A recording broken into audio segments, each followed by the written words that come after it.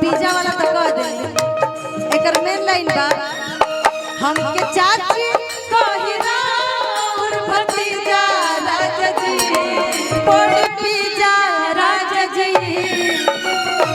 लेकिन आज तक क्यों खियाइले बाना खाली झूठो के हम गावत हनी प्यार करे से पहले सोच ला भतीजा राजा जी प्यार करे से पहले सोच ला भतीजा प्यार करे से पहले सोच ला भतीजा राजा जी।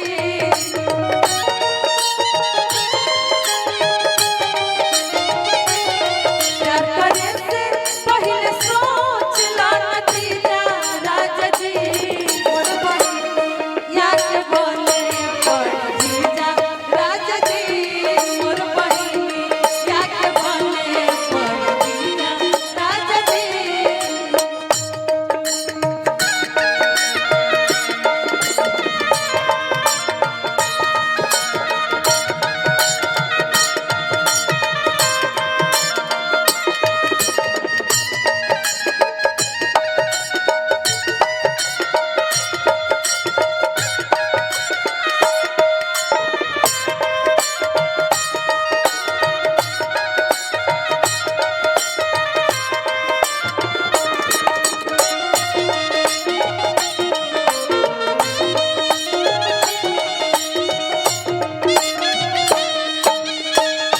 लड़कियां कहतिया रह चाहे दिल्ली चाहे रह गुजरात में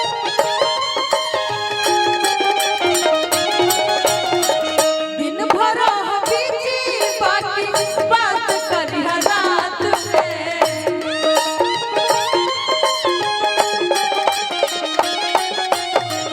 रह चाहे दिल्ली चाहे रह गुजरात में दिन भर रह बीजी बाकी बात करी रात में। पिज्जा वाला तो कह दे एकर मेन लाइन बा हमके चाची कहिरा और भतीजा राजा जी